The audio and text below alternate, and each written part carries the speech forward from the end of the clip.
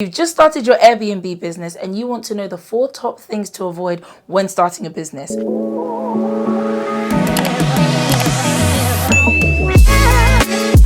So, my name's Nicole and I'm an ex-investment banker turned Airbnb girly, and I'm here to give you the tips, the tricks, and everything in between and all the tea as it pertains to Airbnb and service accommodation business. So, number 1, paying over the odds for items when you're staging. Please, guys, don't make the same mistake that I did. When I got my first house, I was shopping like...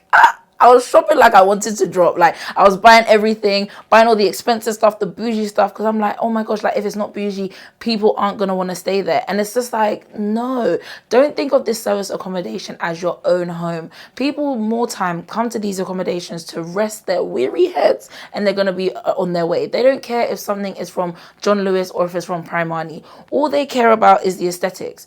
And I caveat that by saying, of course, if your property is luxury, don't be putting rubbish goods in there. But at the same time, if your property is just a standard property, you don't need to pay over the odds for linen, decor, because people will not care. The marginal amount that you spend when you're in the shop buying all the uptown high-end stuff is not going to reflect in how much extra you can charge per night. So be careful when it comes to that. Don't pay over the odds for stuff. Make sure it's decent, it's nice. You don't have to do too much. Make sure the aesthetics are good. Make sure that your photographer is capturing all the good angles. Make sure you offer great customer service and hospitality so you get those 5-star reviews. That's probably going to move the needle more than spending so much money on buying the most luxurious goods for the property.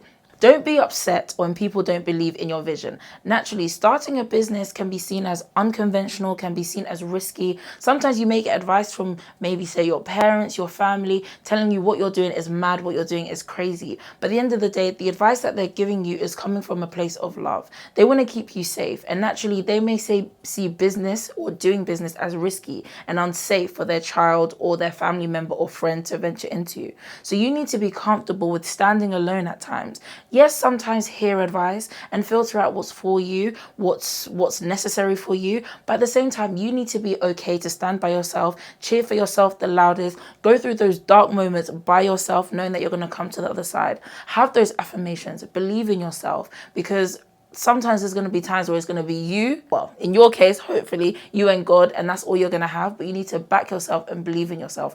Don't mind if people are not standing in your corner, because at the right time, when you're making the cash, when you living a good life, when you're able to be in Ghana and make content, they're going to ask how. First they laugh, then they judge, then they ask how. So trust yourself, back yourself, and at the right time, God will make it beautiful. Don't be afraid to post on socials.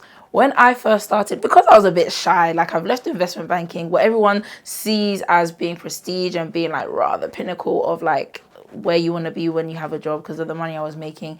And I decided to just kind of throw that away and pursue something a bit unconventional to some people.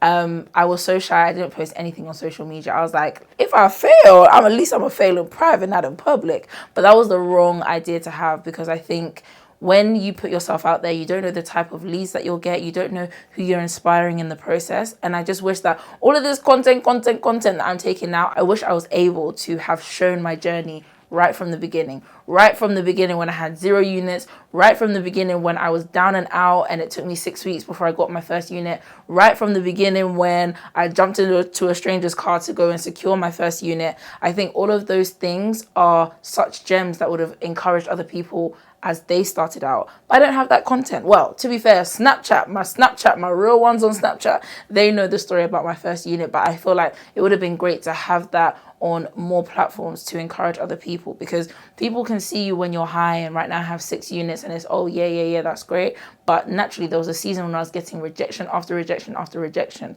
and it wasn't easy.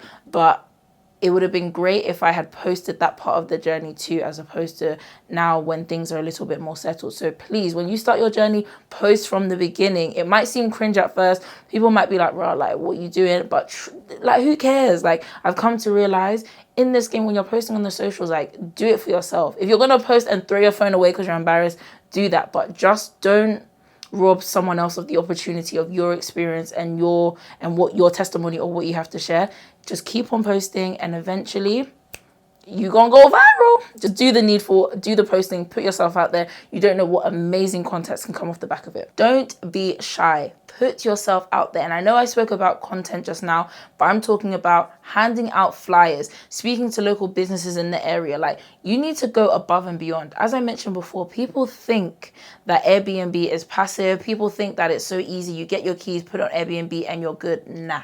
Summer, it's like definitely more passive, like bookings are coming to you. But when I say the winter, the bleak midwinter can be a real graft. Like, you have to fight for those bookings. And when I say fight for those bookings, I mean you have to be so proactive, tweaking your listing a lot more often, but also going out to local businesses in the area, giving out flyers, emailing people, calling people. If you see vans in the area that are working in the area, call them up and see if they need any accommodation. Like, you need to do the most, because sometimes the bookings just won't come, and you need to show God how badly you want it, and God will reward your efforts. So I think it's really important that you put yourself out there. Don't be shy. Like, it can just take a friend with you, take your flyers with your company logo on it, and just hand them out to the shops, put them on cars, go to car parks, put them on there. And even if you do that for a couple days in a week, for a couple weeks, you're going to reap the reward. So I would say, don't be shy, put yourself out there. And